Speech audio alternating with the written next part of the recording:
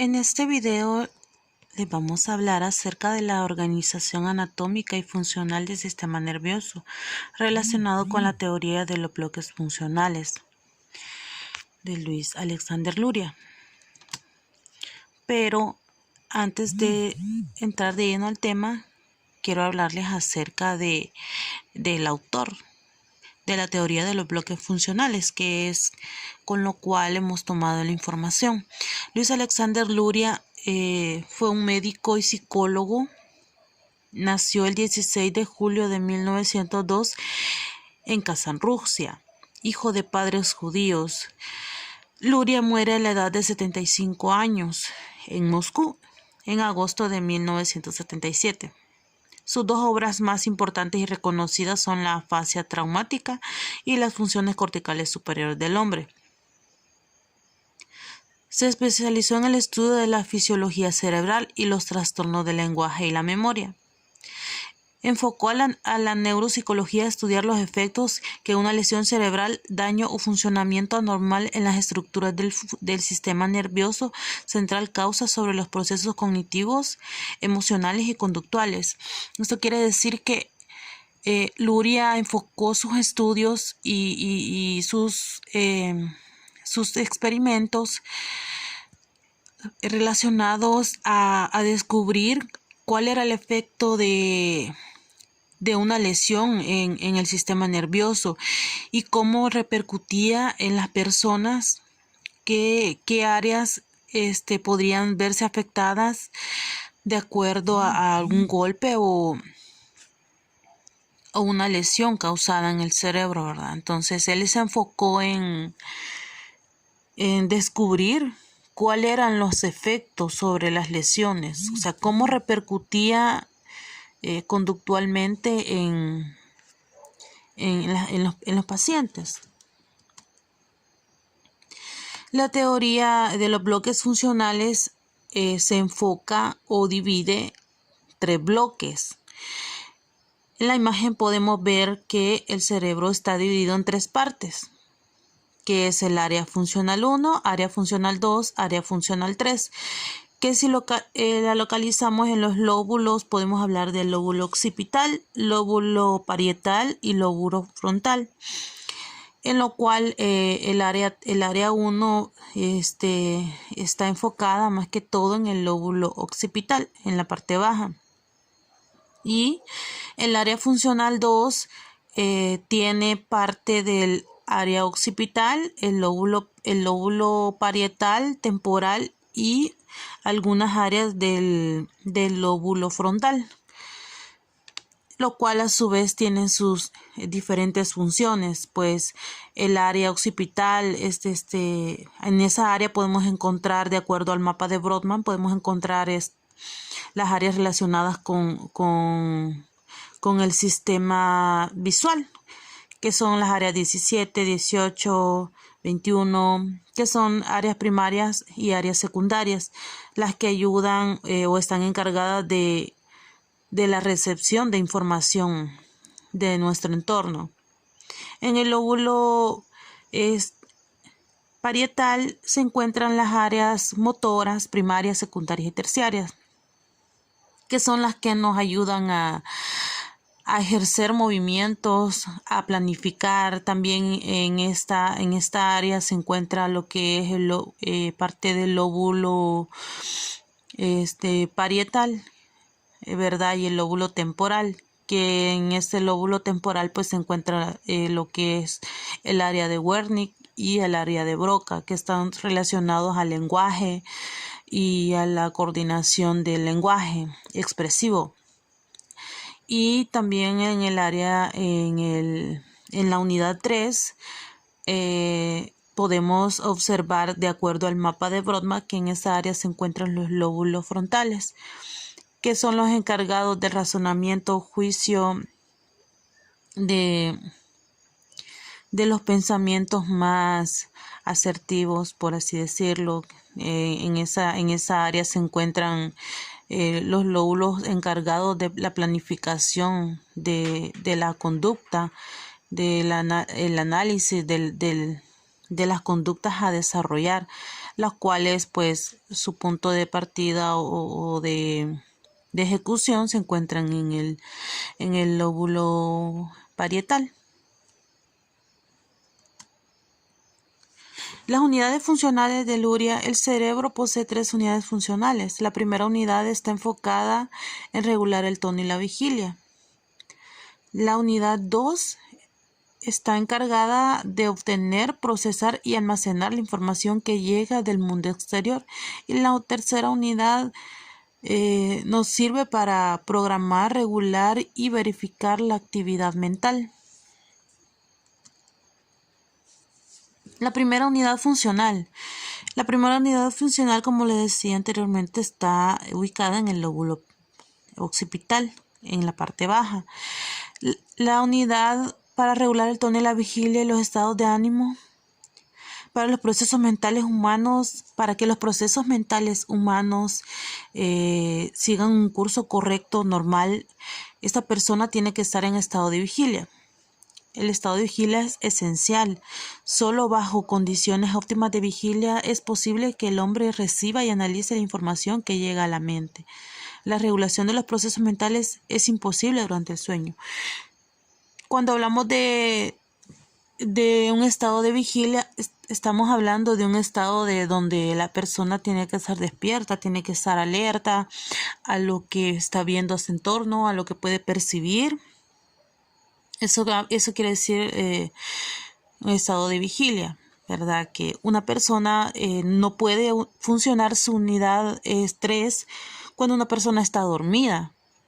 Entonces, esto hace referencia para que las personas deben de estar despiertas para que su unidad funcional funcione. De lo contrario, pues cuando las personas están en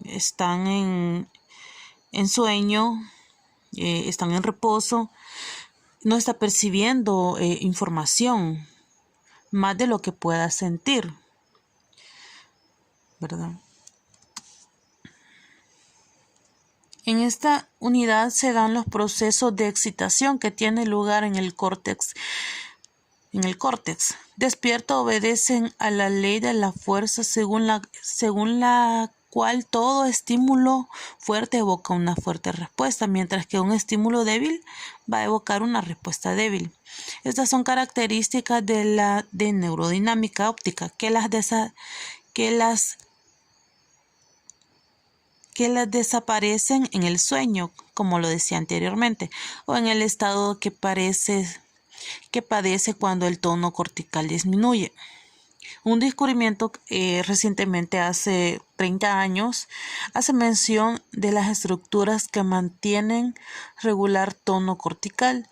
No yacen en el mismo córtex, sino debajo de él, en el subcórtex, influyendo en el tono de este y en el mismo tiempo experimentando ellas mismas su influencia reguladora. El sistema reticular ascendente juega un papel decisivo en la activación del córtex y la regulación del estado de desactividad. Fuentes primarias de activación. En esa unidad funcional podemos recalcar o mencionar 3 fuentes de activación. La economía interna. Estos son los procesos metabólicos. La homeostasis. Esto quiere decir que una persona va a estar alerta al momento de satisfacer sus necesidades fisiológicas, ya sea respirar, cuestiones digestivas. El hipotálamo está relacionado en esta área. La segunda fuente de activación son los estímulos externos. Está conectada con la llegada de estímulos del mundo exterior del cuerpo y conduce a la producción de formas completamente diferentes de la activación manifestada con un reflejo de orientación. La segunda fuente de activación proviene del exterior, de lo que percibimos del entorno, y esta percepción puede entrar por nuestros diferentes por nuestros diferentes canales, ¿verdad? Ya sea auditivos, visuales, olfativos, táctiles. Y la tercera fuente de activación, que son los planes, proyectos, intenciones, es decir, que estos eventos están relacionados a la activación de la primera unidad, ya que estos elementos impiden que la persona entre en sueño y se mantenga atenta ante estos estímulos. Una lesión o daño en esta área podría relacionarse a problemas de memoria, ya que la persona no está recibiendo información, por lo tanto no puede almacenar información, no puede comprender. La segunda unidad funcional, que es la encargada de recibir, analizar y almacenar la información. Esta unidad se localiza en las regiones laterales del neocórtex, en la superficie convexa de los hemisferios, de la que ocupa las regiones posteriores, incluyendo las regiones visual, occipital, auditiva y sensorial. Las partes de esta unidad están adaptadas para recepción de información visual, auditiva, vestibular y general. Incorporan los sistemas centrales recepción olfatoria y gustativa. Aquí podemos ver que en esta área se encuentran relacionados pues los diferentes estímulos, como les mencionaba anteriormente. En esta unidad, en la unidad 2, que es la que recibe, analiza y almacena información, en esta unidad está, como les decía anteriormente, que está relacionada con la unidad 1, ya que en la unidad 1 también se recibe lo que es la información. Y en esta unidad 2 está encargada de analizar, y para analizar es necesario que la comprensión de lo que estamos percibiendo para que también pueda ser almacenada la información, y en este caso pues haya un proceso de memorización. En esta unidad funcional pueden haber 3 leyes. La ley de la estructura jerárquica de las zonas corticales. Estas relacionadas con la primaria y terciaria, y la secundaria y la terciaria, que componen este sistema, por supuesto no permanecen iguales, sino que cambian en curso del desarrollo ontogénico. Quiere decir que estas unidades van a ir cambiando de acuerdo a la edad, ya que un niño no tiene la misma reacción que una persona adulta, porque su sistema nervioso va desarrollándose de acuerdo a su edad y sus experiencias. La ley de especificidad creciente de las zonas corticales jerárquicas y cronizadas que la componen. En esta unidad se encuentran las neuronas de asociación, las cuales se encargan de integrar la información de los estímulos. Es decir, en esta unidad se encuentran neuronas que ayudan a asociar la información. Por eso es que habla de jerárquica, porque hay un orden. Hay un orden cuando la información llega, la percibimos, pero hay un momento que hay que asociar los estímulos para poder comprender qué es lo que estamos viendo. Y tenemos también la ley de lateralización progresiva de funciones, es decir, esta ley se enfoca en la dominancia de lateralización de los hemisferios y la dominancia. En esta tercera ley podemos ver que está enfocada en el estudio o en cómo funciona el sistema nervioso, es decir, cuando la persona tiene dominancia hemisférica derecha o izquierda. Y de acuerdo a eso se dan los siguientes procesos. La tercera unidad funcional habla de programar, regular y verificar la actividad. En esta unidad participan, como le decía anteriormente, el lóbulo frontal. En el lóbulo frontal y también parte del lóbulo occipital. Del lóbulo parietal. En esta unidad está relacionado los lóbulos frontales, ya que en los lóbulos frontales se dan los procesos superiores. Como lo decía anteriormente, los lóbulos frontales se encargan de regular, de planificar la conducta a desarrollar, es decir, que se dan los procesos superiores de razonamiento, juicio, y también estos Estos lóbulos se encargan de lo que es la planificación de una conducta. Esta tercera unidad es responsable de la programación, regulación y verificación. El hombre no reacciona prolíficamente a la información que recibe, sino que crea intenciones, forma planes y programa sus acciones, inspecciona su ejecución y regula su conducta para que esté de acuerdo con los planes y programas de sus acciones con las intenciones originales, corrigiendo cualquier error que haya cometido. Esta estructura de la tercera unidad funcional está localizada en las regiones anteriores de los hemisferios, antexpuestas al giro precentral. El canal de salida de esta unidad es el córtex motor, área 4 de Brodmann. En esta área cortical es de carácter proyectivo. Por eso lo mencionaba que en esta área tiene mucho que ver lo que es también el lóbulo parietal. El córtex motor proyectivo trabaja en un fondo tónico, proporcionando los ganglios motores basales y las fibras del sistema extrapiramidal. La parte más importante de esta unidad son los lóbulos frontales, las divisiones prefrontales, las cuales a causa de no tener células piramidales son conocidas a veces como córtex frontal glandular. Son estas proporciones del cerebro pertenecientes a las zonas terciarias del córtex las que ejercen un papel decisivo en la forma de intenciones, programas para la regulación y verificación de las formas más complejas de la conducta humana.